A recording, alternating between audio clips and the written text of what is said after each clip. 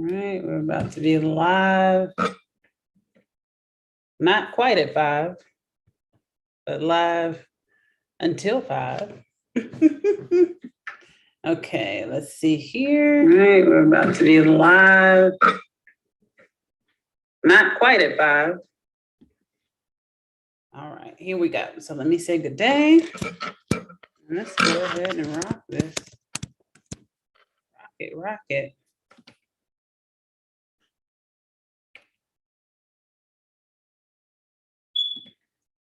All right. Let's go back here. Okay. All right. Well, we are all integrated and it's time to begin. My name is Tigress Sydney Acute McDaniel, your host of Evolve Weekly. And this week we are covering South Dakota. Last week was North Dakota. Now let's trek on over to South Dakota. All right. I've got my trusty glass case, much like your neighborhood, Mr. Rogers. I might need to put on my glasses. Won't you be my neighbor?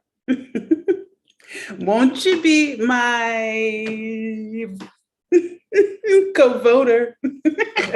Okay, enough with the corn, right? Let's head on over to South Dakota. And I am wearing my glasses, my reading glasses, because my eyes are tired today. I'm tired today. It's been a full week. So for those of you who might be concerned, or you might conversely say, finally, she's showing some sign of aging because she has just been effectually ageless for so many years, for like 2 decades. I know that some of you have teased me about that, and I think it's very sweet. And then others may think that the glasses do not do anything to age me at all. Nonetheless, I am human.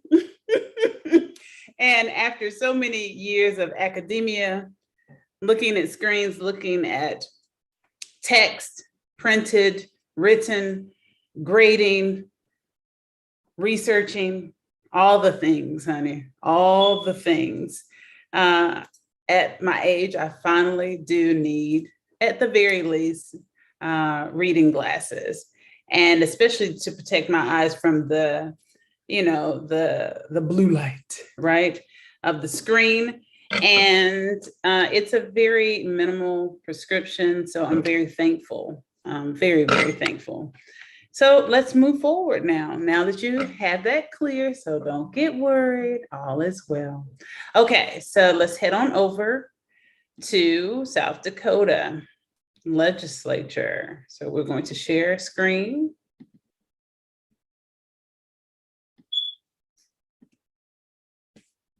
Okay, I've got 8 million tabs open. Okay, and so we do this very organically. If this is your first time joining me, it's not DE, it's DA for Dakota, right? E. And we're literally just going to Google South Dakota legislature. All right, let's head on over. It looks like they have dismissed as well, that they're in a break, or they're not in session, right? They've closed their session. Let's get some confirmation. Well, this is very interesting. So this seems to, maybe it would be attractive to those who live in South Dakota. This logo initially is not visually appealing. The layout, however, of the website or the landing page is not altogether lacking in visual appeal, I guess, if you would say. It's not the best that it could be visually, but I can at least appreciate the simplicity of the layout. the big button clickers here, right, that we can navigate there from. Straightforward, we know codified laws or codified laws, redistricting, which is always an important hot topic, if you will, in politics. The 2022 calendar, I love the fact that they are being proactive in displaying this right on the homepage. Interim committees, we know that to be the case for the North Dakota legislature as well. So I like the fact that they have that there. I love the fact that they have a tab for the 2021 bills. So maybe not so much as that it's visually appealing as much as it is organizationally appealing, very much so. Let me know if you agree in the comments that it is appealing in that specific regard. Now, someone like myself who researches, political matters, it is especially appealing. But I'm not sure if you all would share my opinion on this. I am not moved. There's nothing appealing about the logo, but of course, I believe that that would be more appealing, like I said in the beginning, to those who are residents of South Dakota. They would recognize it immediately. And maybe it's not so much as insignificant, but it's, it's widely known. So there's no need to kind of highlight it on the page or make it larger. It is easily recognizable, you know what I mean? Because they are familiar with it. So boom, we see the stamp and the residents know at the very least we're at the right page, the right website. So, and then this plain P-L-A-I-N, like the plains, right? It's probably very familiar, this landscape, skyline, if you will. Well, you know what? I think skyline only refers to a city. Let's see. I'm not sure. Interesting. Just a caveat.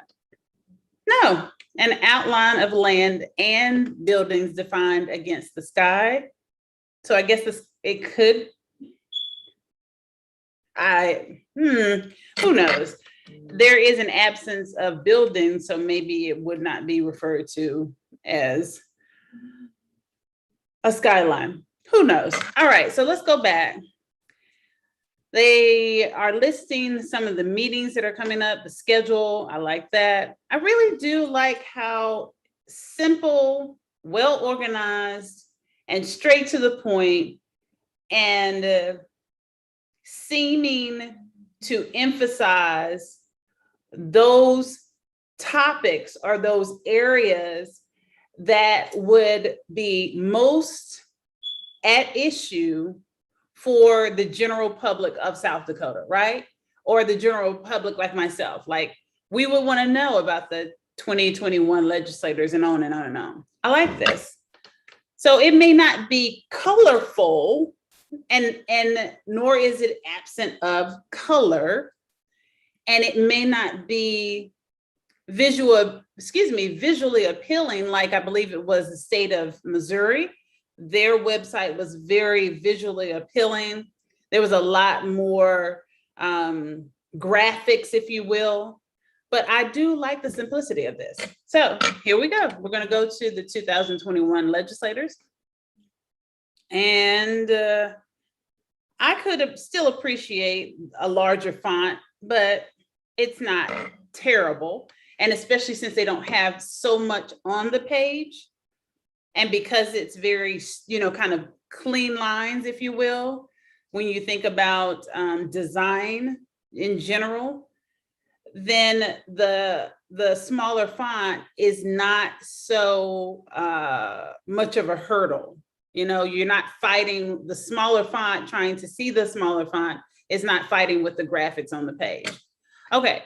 Last week, we started with the Republicans, I believe. So we're going to start with Democrats this go round.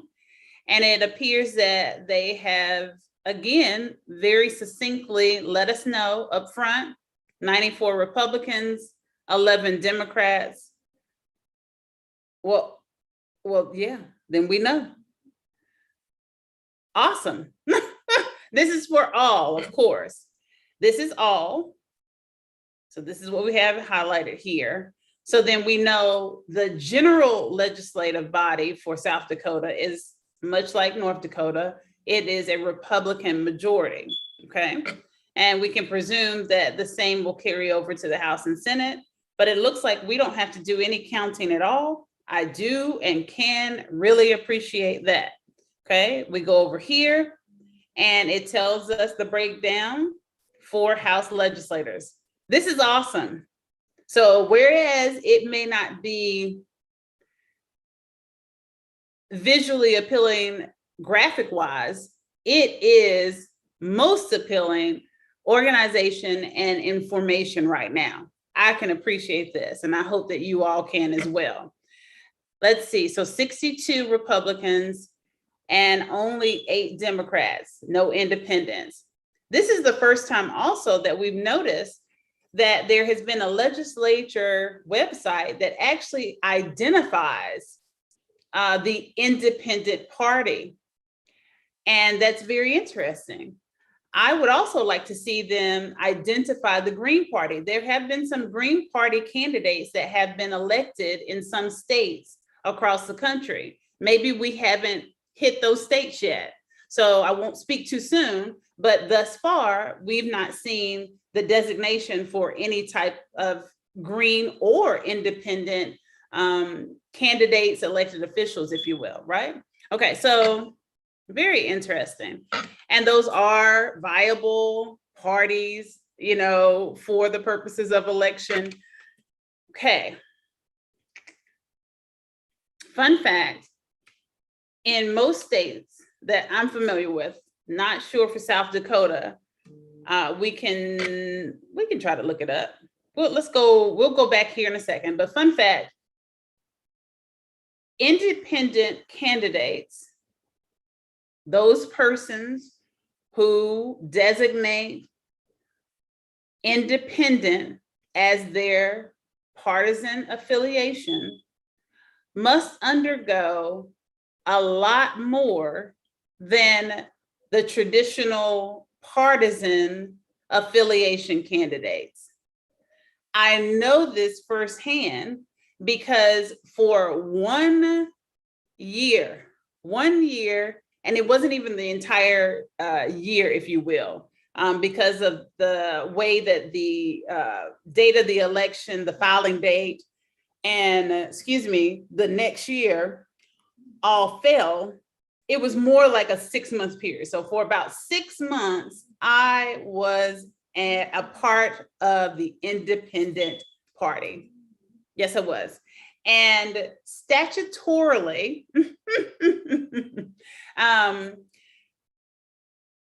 there are requirements that are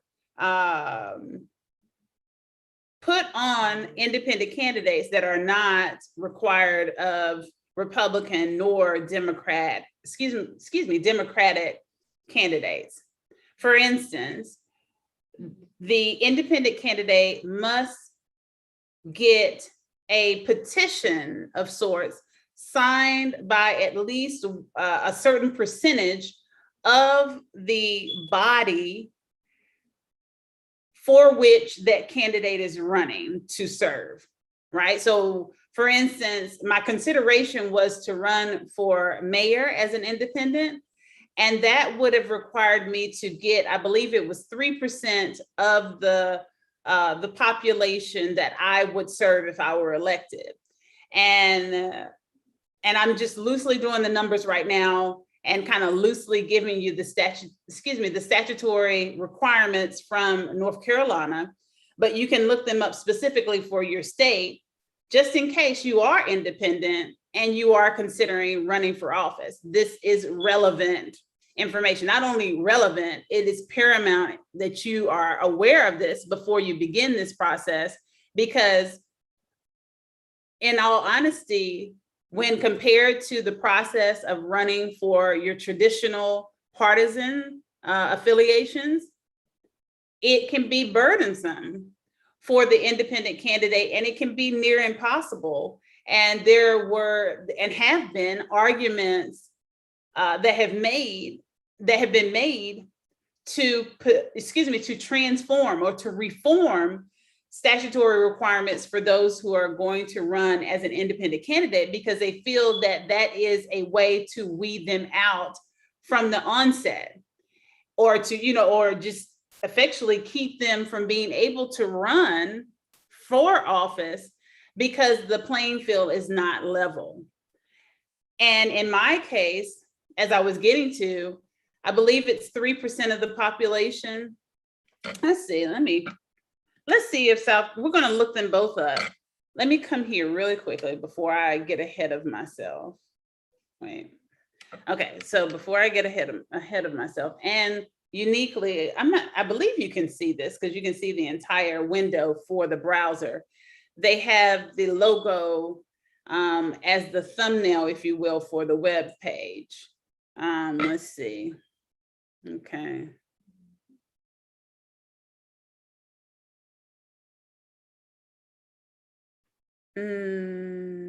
Okay, let's come out of Skyline and we're gonna come back here. We know 62 Republicans, 8 Democrats, Senate, 32 Republicans, 3 Democrats. And knowing this information, seeing that it is so readily, conveniently displayed for us, will allow for us to take a deeper dive, which is really exciting, okay? So let's go back to the point I was making as it relates to those who would run as independents. I alternatively have not researched the requirements for a Green Party candidate because, in all honesty, I've not ever elected to designate myself as part of the Green Party, but it's worth looking into as well. We'll spend another session on the Green Party alone and make sure that they get the recognition that they deserve in this process, because I believe that all the parties that are eligible to be on the ballot, I believe deserve, an equal survey, if you will, and equal recognition on this platform, so that we can all be sufficiently aware of what our options are, what is out there, what are the statutory requirements, what needs to change, to level the playing field, to make it fair for all candidates. Because in all honesty, and I have repeated this, and I will continue to repeat it, I will not back down on it. I believe very strongly that Dr. Jill Stein and Ajuma Baraka, the vice presidential candidate for the Green Party in the last election, where, of course, Hillary Clinton had run for president as well. I believe that Dr. Jill Stein specifically, and together with vice presidential candidate Ajuma Baraka, they were like the dream team, in my strong opinion, very, very strong opinion. And they're both Green Party candidates, right? And so it is relevant that we know about these things, and so that we can vote with sufficient information and not just vote blindly or vote via peer pressure. And there were so many people that were saying, oh, well, we can't get, it's like an impossible win because of the electoral college and blah, blah, blah. And yes, there are definitely issues with the numbers game for the electoral college and the election system at present. But if we had come in numbers that were just to really show up and show out, we definitely could have made the statement together in solidarity that this is the change that we seek.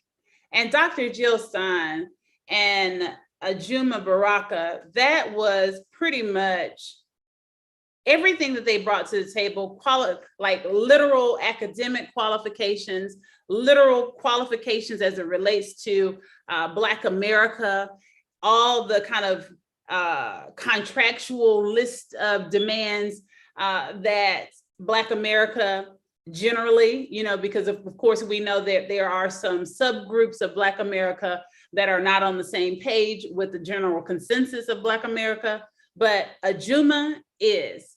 And I just was confused as to how he was not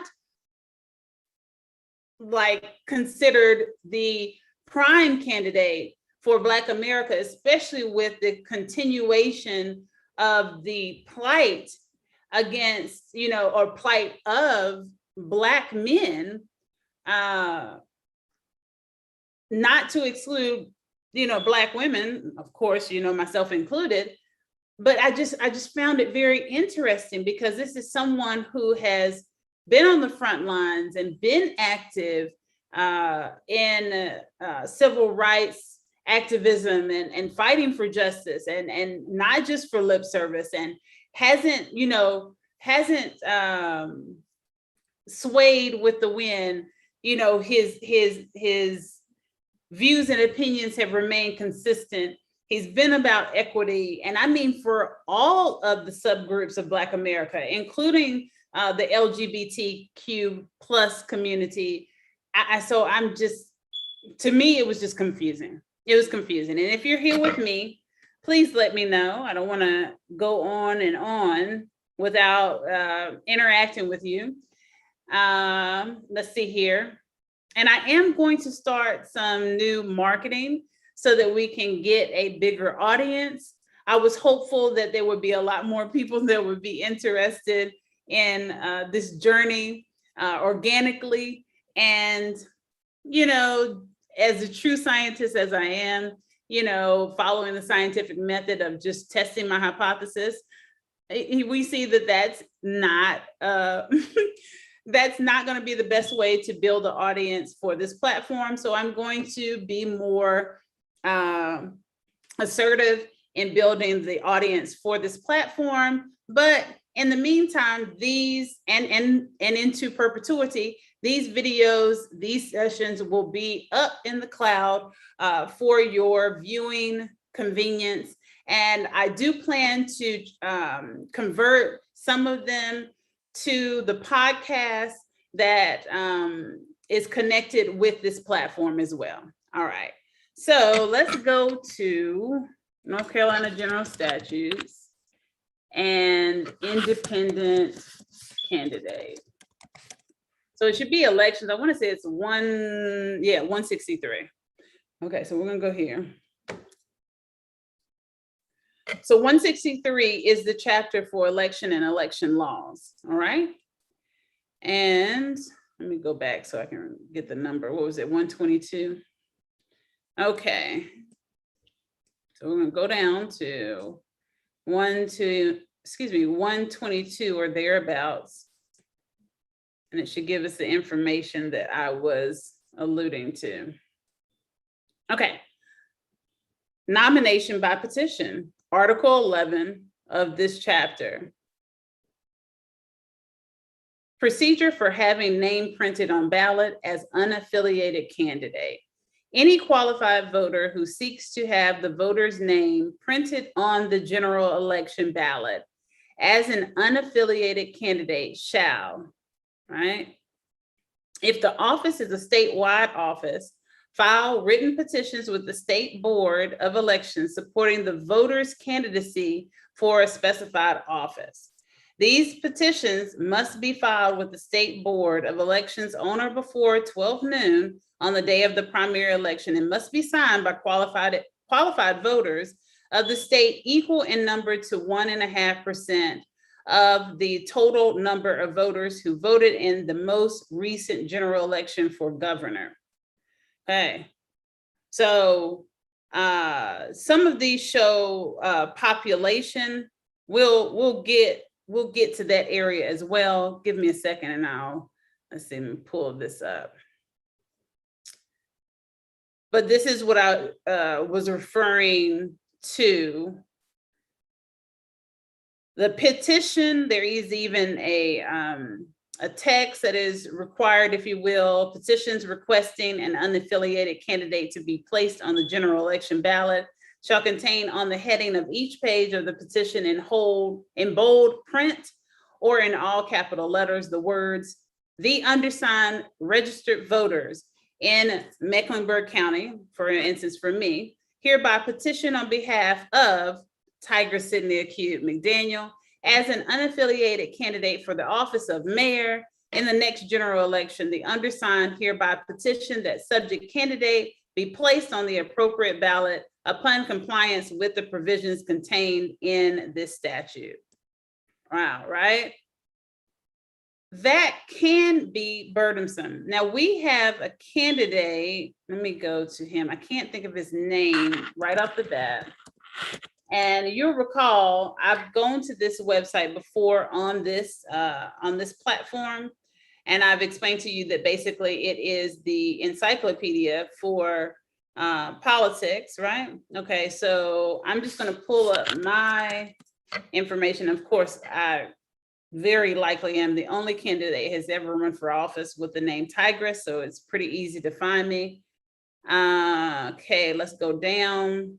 What is his name? I can't think of his name. And he runs consistently as an independent party candidate, if I'm not mistaken. His name is Roderick Davis. He ran against me in the mayoral election. So we can go to him. Let me make sure that he is independent. Okay, now, okay. I don't know. I thought that he was independent, but it's showing that he's a Democratic candidate.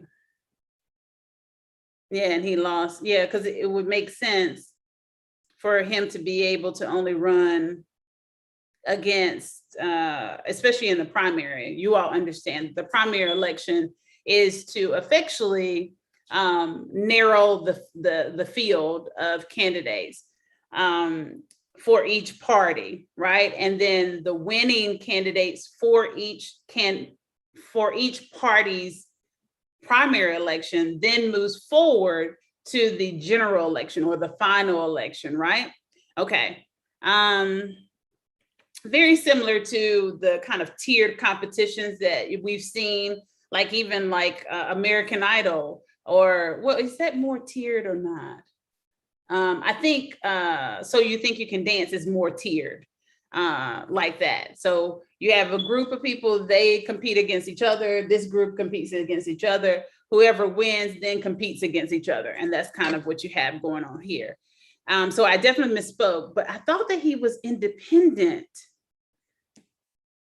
I wonder who I was thinking of. All of those individuals. Maybe it's David. Yeah, okay. It's David Michael Rice. Well, that's interesting. Yeah, we're going to definitely have to spend some time on this because this is something that is coming up right now. Like I hadn't thought about this before. Now, this election is a nonpartisan election, so there you have it. But Lily Taylor, Green Party candidate. Let's see. It doesn't show. I guess it doesn't show her party because this is a nonpartisan election, but she is a Green Party candidate.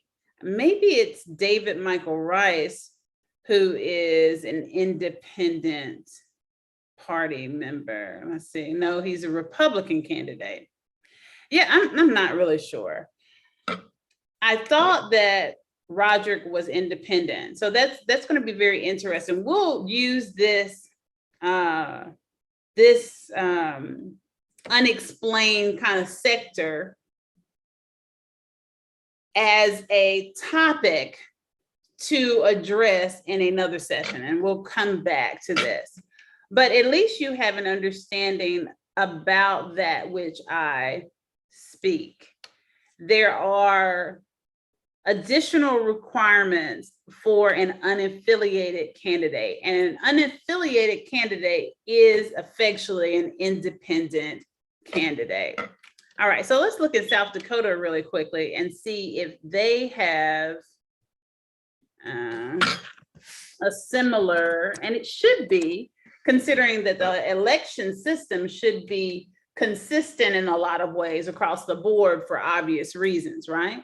So let's see if we can find it in their statutes, South Carolina statutes. The GS didn't convert, right? General statutes for GS. Let's see.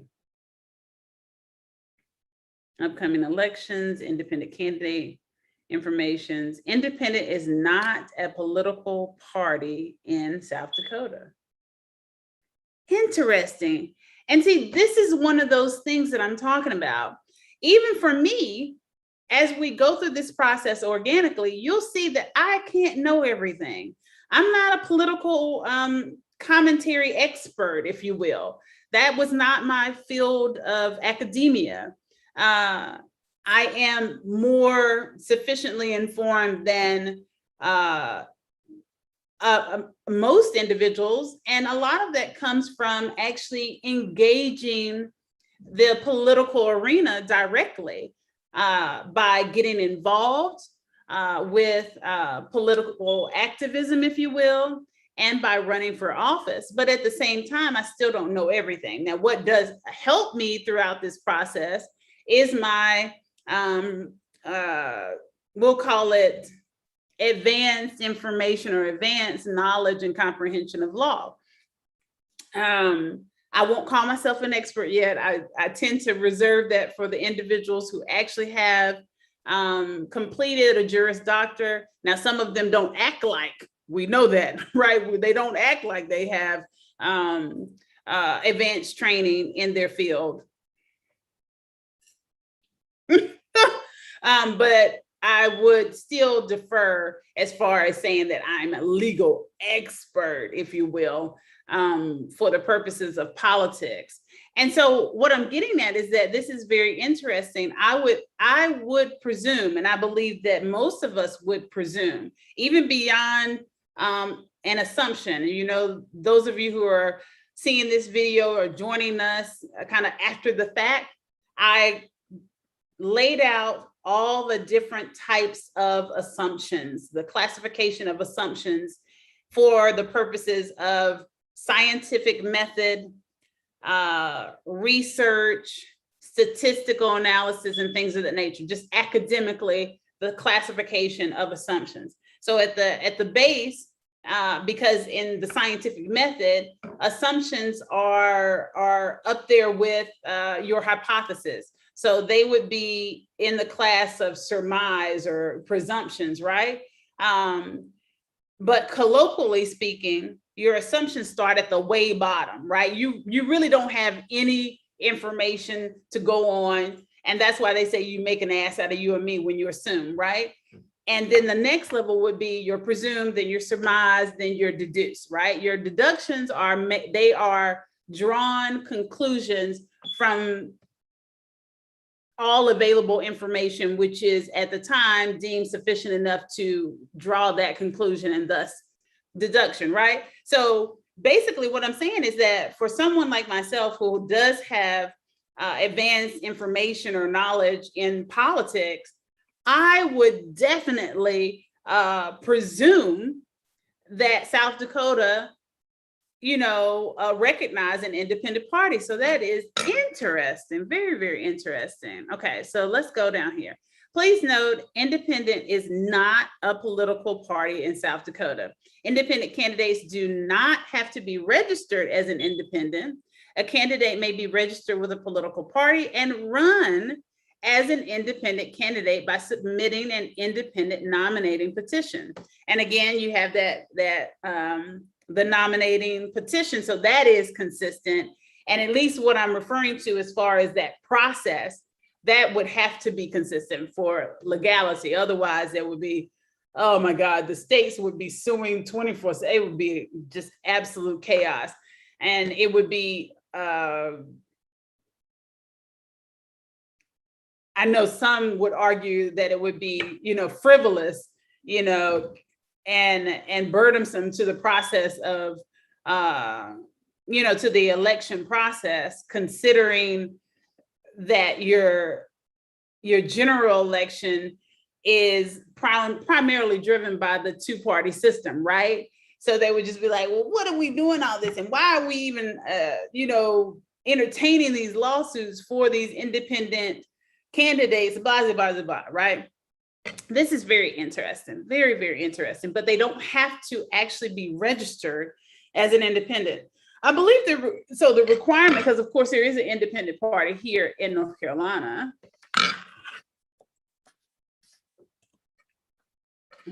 Independent party. Yeah, there's, they have their website, it's recognized. And I'm not going to say that it is more legitimate as opposed to South Dakota, because of course it would still be the recognition by way of statutory law and by way of the petition for the independent candidate designation and appearance on the ballot. So we know that it's legitimate regardless, but this is just very, very interesting. Let's see, these were I remember Horace Taylor. Don't y'all remember that name? Some of you will remember these names for candidates for office. Let's see here. This was in 2020. Okay. All right. But they don't have a recognized independent party in South Dakota. That's interesting. Very interesting. Okay. Let's see, you will find the petition form for independent candidate here. So let's go there. And let's look at this form. Petitions. Make sure, yeah, it looks like, yeah, petitions. And for some states, because you've noticed already, and see here, it was actually scroll down, not click on, or click on and then scroll down, right? Campaign finance, scroll down, yeah, exactly. So we'll go back to petitions. You'll notice that for some states, the Secretary of State is empowered with governance of the elections, right? For North Carolina, that's not the case. That's not the case. I believe also for the state of Georgia, the elections process is handled by the Secretary of State. Okay, so let's go down. I want to just see the petition that they have.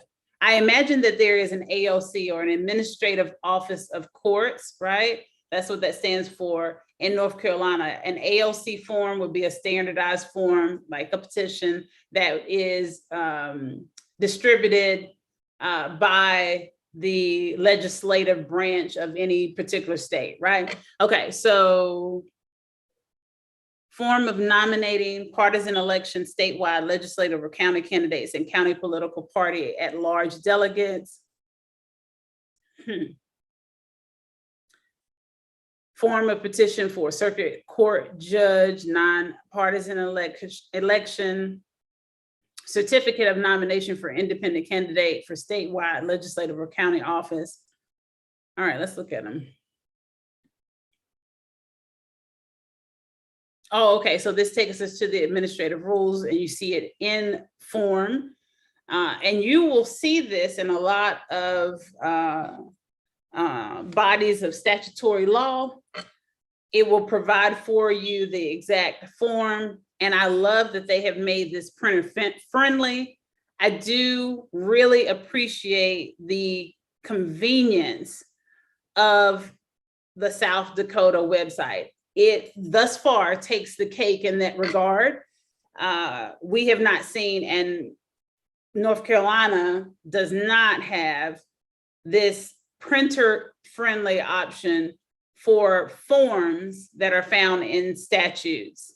At best, you can print the entire chapter of any particular statutory law, but not the form itself. And let's just see if this is the form. Yeah, this is the form itself. That's awesome. And of course, it's still within the statute, but since there's not much text in the statute except to say this is the form, that really is pretty convenient. But alternatively, if you, for whatever reason, you're running in a state that requires this, this independent petition, and I presume that would be, and I actually, at this point, we deduce that every state would have this requirement because, of course, we need to have the consistency for legality on the election process, right? So boom, you have that there. And you literally, like what I do in the case when I need a form, my bad, I will just scroll down, highlight it all, and then, copy paste, Command, C, and let's see, now sometimes they don't translate well, but if you're committed to the process and you can at least realign everything, then there you have it. And in this particular case, honey, no realignment is necessary. You see this came out very well. I can tell you by experience that is not the case with the forms that are within the statutes for North Carolina. It just isn't that convenient. So I'm very impressed by all of this right now. Very, very impressed. So we're gonna come out of this. Not impressed altogether that it is a Republican majority. Now, again, we know that anybody, and when I say anybody, I mean that two different words, not anybody like persons, any body of agency or any body of people, any organization, you know what I mean?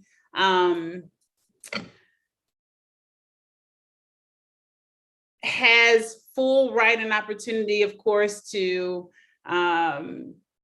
set their standards and procedures, even as specific as local rules for instance, the North Carolina judicial districts, which there are many for the state. And they can have, well, the forms are going to be consistent, but as far as the web page and the web design, as we're seeing, those things are not necessarily consistent. And this would be wonderful to have that consistent. And I believe it should be a part of, not so much as like federal guiding directions, but that should set a new standard of how the website should be. And again, this is what we will use to propose how to implement a more perfect union, which would also entail the composition of this new body of statutory law from state to state and at the federal level. So this is, that's awesome. That's awesome. Okay, so we're gonna go back. So there you have it with that. Again, we will discuss that in further detail in a separate session altogether. We're gonna go back and we're going to make an attempt to look at the individuals who are serving in the South Dakota legislature, okay? And also, let me say this, as it refers to the body of officials, body of governance, officers of law, so that would be police officers, right? Sheriff's Department, and other agents, when we're speaking about agency, and they would be agents of the state, right? we generally perceive Republicans, as we have already clarified for the purposes of this research, that generally we know that the consensus amongst Republicans is or fuels the racist agenda. So that for everyone who is not Caucasian, that presents an issue. And excuse me, and America is not just inhabited by Caucasians. So this is where we have a bit of an impasse, and we need to go a totally different direction, in a transformative direction, where we can serve the American citizens in a much better and equitable way. Okay, so let's go back and let's see who's in these seats. Who is in the seats? So we can come away from the Secretary of State, come out of that. Got about 20 minutes here. All right, so we'll come over here, and it also shows us by district. I do like all this. I like this. I like the clean lines of this, very modern looking, very on trend for professional websites in this era. Okay. Boom, boom, boom, boom, boom, boom. I'm gonna go back to the House roster view. I'm gonna presume that and I'm hoping that the roster view shows us pictures, because we've seen pictures on all other sites. No.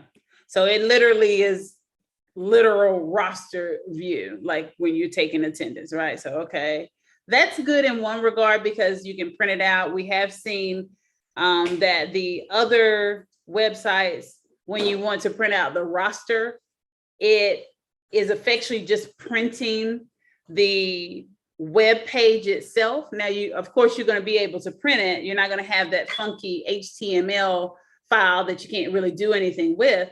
And you'll be able to print it, but it's 20 pages, because there's the picture of the official, there's the information relative to that official, and in this alphabetical order, and I guess you could call it descending order, if you will. And so it definitely would take up a lot of pages. So I can appreciate the fact that they have compressed, if you will, so that you can print that out. But I do want to see who's there. I want to see their faces. So, and I don't want to have to just, and I'm a little taken aback. Maybe it's not that big of a deal for them there, in South Dakota. But it should be. They should want their residents to be able to see the faces and put a face with a name, and a face with a name in the district, and a face with a name with the district and a party, and a face with a name in the district and the party and the committees that they serve on. They should be able to do that immediately without having to click around. So that is one way they can improve upon this site, because that's not really good. Even though we are surveying to see ethnic diversity, it is still relevant for a non-diverse region like South Dakota, because we deduce that their population is primarily Caucasian, and let's verify that. So even where they wouldn't want to necessarily see the pictures to see if there are African American, officials, or Native American officials, or Latin American officials, Italian American, Haitian American, whatever, right? Asian American, there would still be a relevance in being able to see the picture. All right, so let me go here, South Dakota demographics, population, demographic information. Okay, so we're gonna go, hopefully, census, that's what we're looking for. And go right to it. This is 2000, 19 as of April 1st, 2020. The population is almost 1 million for the entire state. That's something. That's something, especially considering that here in Charlotte and the neighboring cities, townships, if you will, it's about 1 million in just this area. Let's see here. Of course, they do the breakdown by age.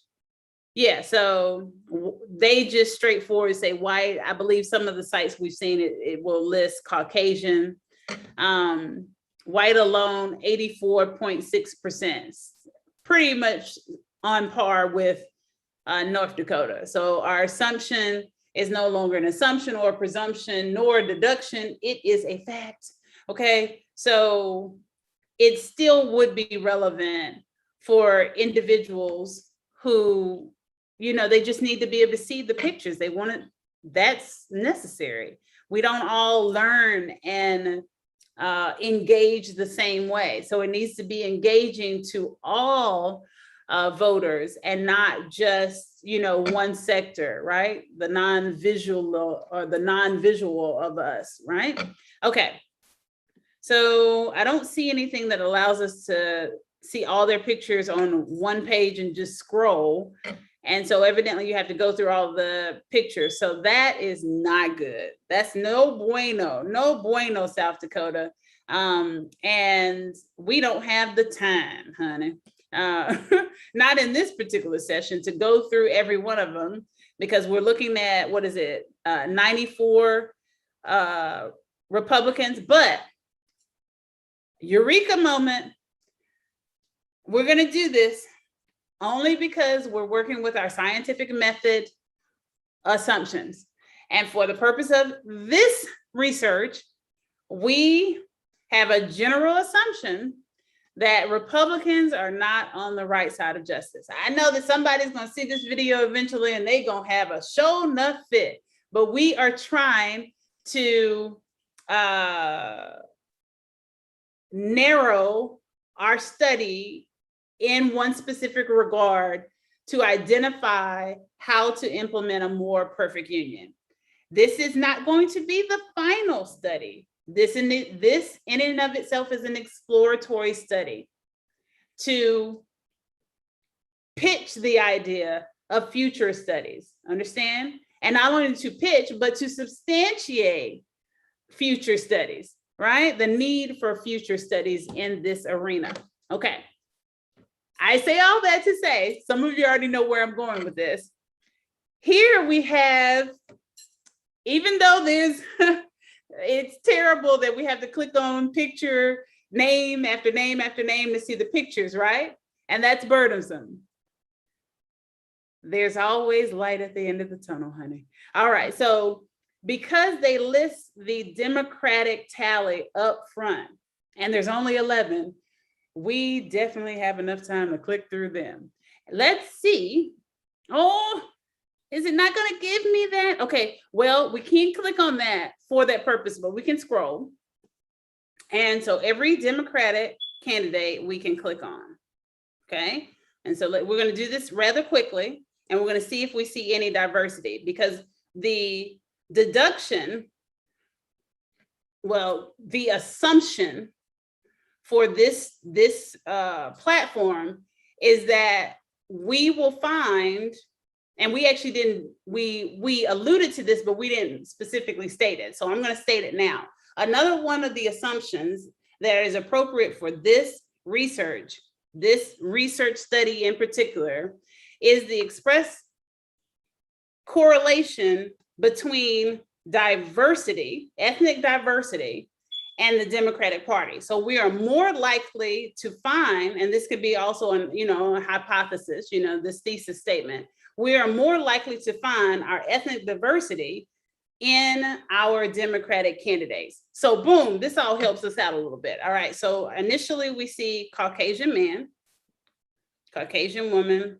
I don't like having to scroll back, click back. That's burdensome too. All right, so can't really tell. She I don't know.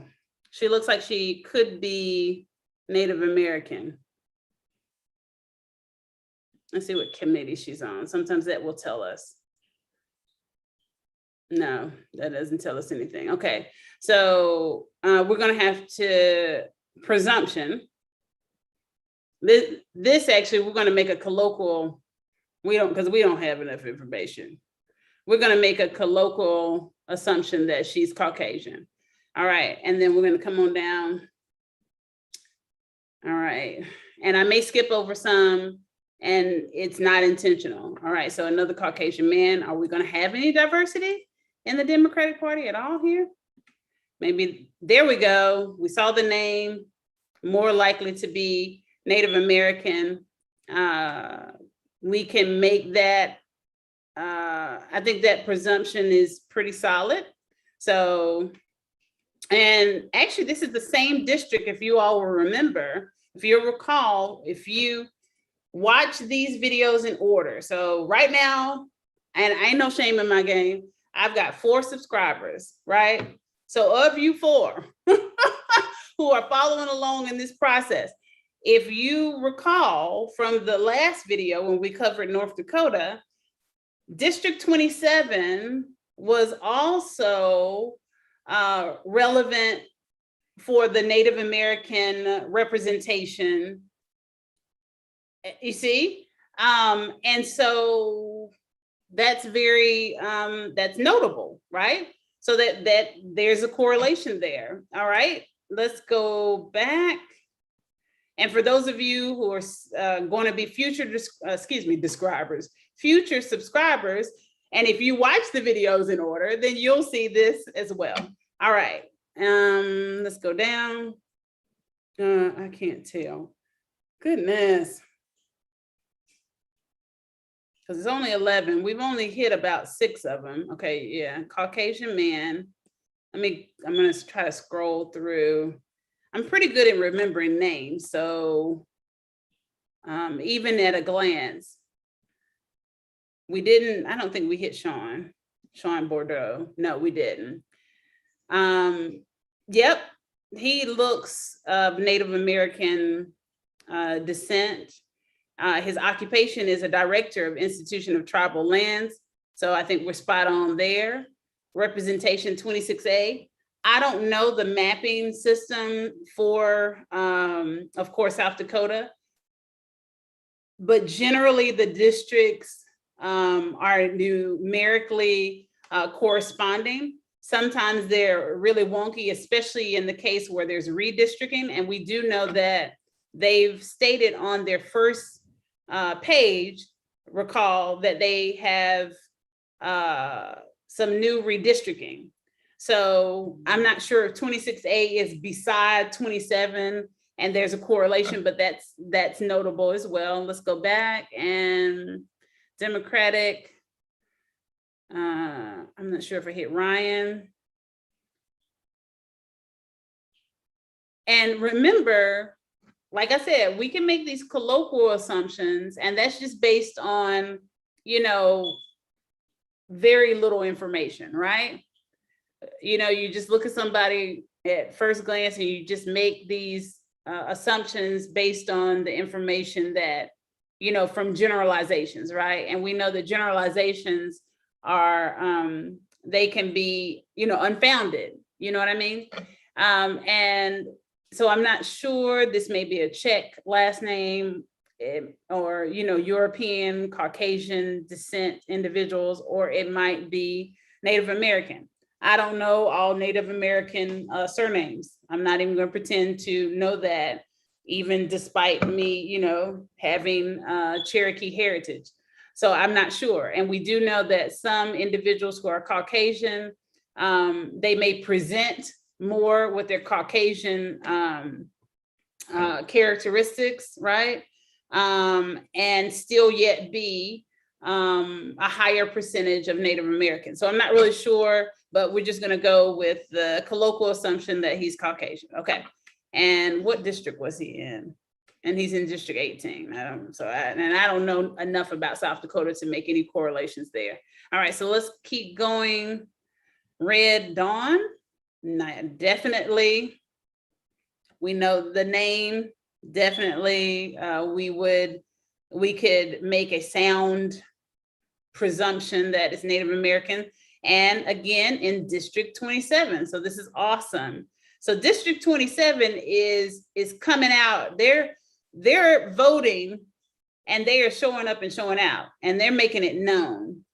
And I am completely here for that. And just like I highlighted the Native American officers, legislators in North Dakota, I'm going to go ahead and highlight them really quickly. And we've got about 5 minutes, wrap it up. Let me go on over here to my political side, and let's highlight them. Let's see here, get here. And as I scroll down, I will reiterate who we highlighted last go around. Okay.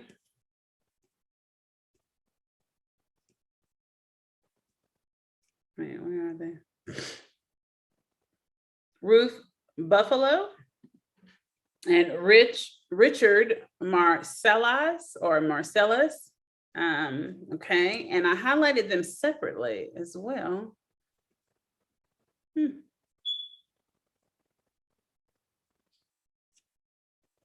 Sometimes it's odd how posts will appear. Let's see, because you see I have the picture. Yeah. And I guess because pictures are posted in a different area, I'm not really sure. I don't know. This is kind of strange. But this is Richard. I believe he's a senator, longstanding, District 27 for South Dakota. And then I also had a picture of Ruth. Very quickly, because I don't want to dwell too much, because I want to cover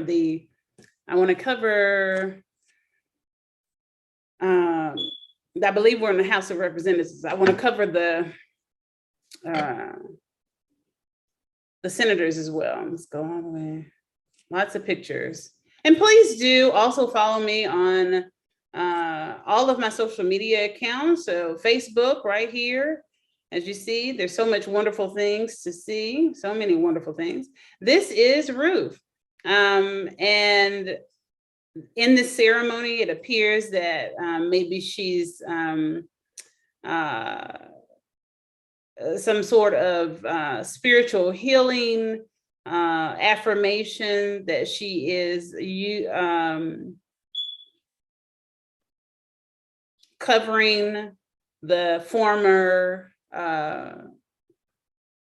First Lady, FLOTUS, Michelle Obama. It appears she's, I can't really tell. Okay, at first I thought that Michelle Obama was holding a child, but it looks like there's maybe someone standing behind them. So that's very interesting. Ruth Buffalo works in holistic healing. I think that's beautiful. You know how I feel about holistic medicine. And so she seems to be covering Michelle Obama with that type of positive, holistic healing spirit, if you will. Okay.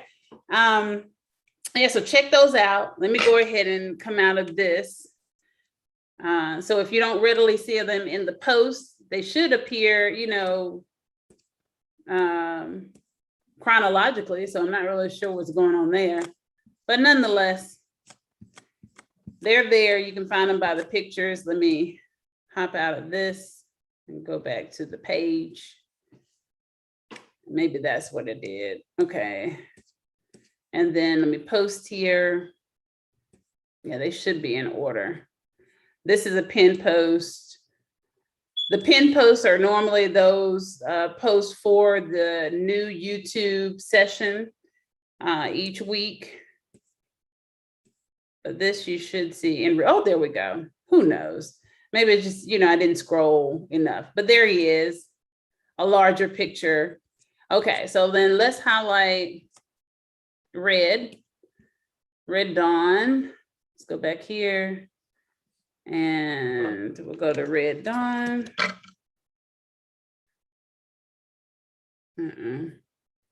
We come out of some of these.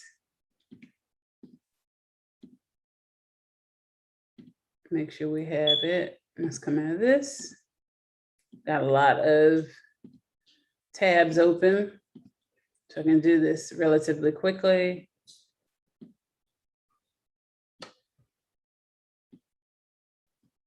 All right,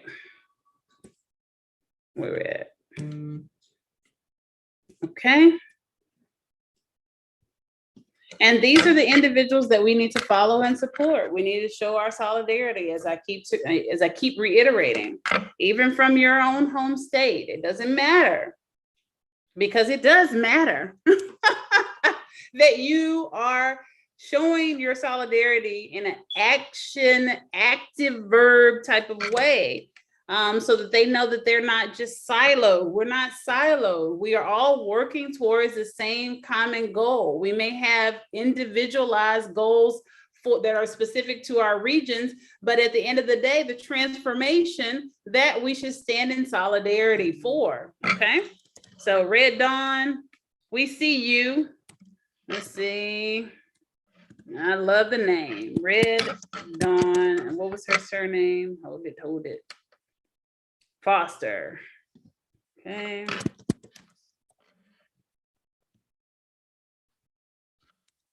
She is Senator or House of Representatives for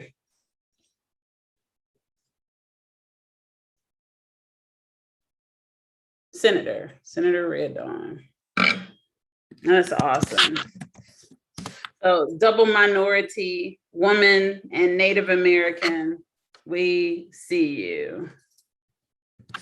Or District 27 of South Dakota, we see you. All right, okay, and I'm gonna kind of double this because we saw another one. Boom, let's go back, make sure that post, okay. Try to go through this quickly. Who else did we see? It was started with a P. So let's go back really quickly. Democrat, Bordeaux, no. Ryan, no. Linda, no. Red Dawn, I think it was further down because I had skipped. Aaron Healy, no. It was, we hadn't covered Jennifer, Caucasian woman, but it wasn't her. It was someone's name. It started with a P. There we are, Peri. And also for District 27. So we can make that correlation again. All right. And let's highlight her as well. Create posts. And she is a House of Representatives.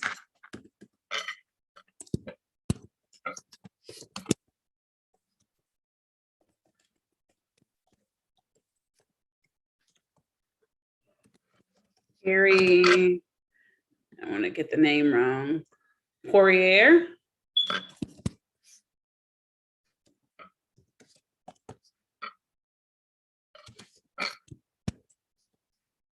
For District 27, South Dakota. Okay. Let's see, we see you. Awesome. These are going to be people, of course, that I'm going to list that we covered. All right, let's go back. So she's posted as well. And if I've missed anyone, of course, it's just, it's completely unintentional. It's just because we're running out of time. In fact, we've run out of time, but let me just go back and make sure. Yeah, because this is all legislators. So that really worked out very well. But again, we do have the problem that we know exists.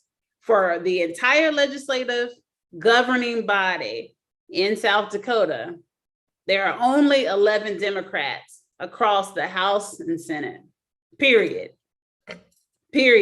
So we know that that needs to change. And it appears from our quick survey here that maybe 3 at best are showing the representation that we need, not only in South Dakota, and they need specifically, but across this nation. All right, so let me check one more time. Let me go through and let me look at Reynolds, Caucasian, Jamie Smith. Yeah, so very interesting, very, very interesting indeed. So we've proven some of our hypotheses, right? And that's not good in one regard. It is good in the specific regard that we know that we need transformation. We need sweeping reform. We need to flip seats. We need the country legislators to reflect the diversity of this country. And unfortunately, at present, there is not a direct representation on that level, proportionate representation. It does not exist, especially now in this day and age where the Caucasian population may indeed still, and we can look that up very quickly, the demographics for America, USA. I believe even where, here, let me share because you want to see, my bad, y'all, real quick.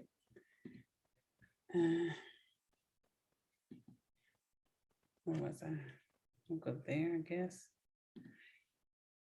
There we go. Even where the Caucasian population evidently has decreased. I saw a story on it that it has decreased significantly for the first time in American history. I believe that the Caucasian population still is overwhelming, right? So let's look at this. Now let's go back. We want to say Census USA demographics. Okay. I'll tell you that. Okay. So we know about 300 million. We know of that, I believe I've gone over that before, of that about 131 million people are registered voters. So, and that's where I drew, that's where I, or upon which I based my deduction on the 50% phenomenon on the voting results. Because, and some even lesser percentage, it appears that that's why we have the results we have, because there's such a insignificant, comparatively, body of registered voters. Just think what we could do if all were registered to vote. Okay, so here we go. Yeah, Caucasian makes up 76% of the United States. And so there will be some that will argue this point. They will say, well, Tigress, it is a proportionate representation of the United States because the white population is significantly greater. Duly noted. But the white population alone does not consist of just racist white America. Now, I'm not sure that there's any study or any percentage. We're not going to cover it today, but it is worth a deeper dive into that particular number. If some agency has surveyed the racist white population in America and what that number is, and then comparatively have converted that to a percentage, juxtapose all other populations. But the point I'm making here is that argument that, oh, it is already proportionate, that would only stand if the entire white population, the entire 76% were racist, or the entire 76% were Republican, and that's not factual. It's not factual. So right now, the point that I'm making is that we need to see more of the mindset, the consensus for equity, which necessarily entails a stronghold to ethical principles of such equity. That's what we need to see as a representation in our governing bodies. And we don't have that across the board for the entire United States, nor from state to state. And we need to see that. Okay. All right. So that covers it for this session of Evolve Weekly. And I forgot the affirmation, but I'll give it to you at the end because it no less is important. May I, through this platform, further encourage, enlighten, inspire individual and collective understanding on the topics that we will cover, and may I not ever cause further divide. Thank you so much for watching. Please subscribe, please like and share, and get people on board. We need all in the room. Bring them in. Bring them in. All right. See you next week.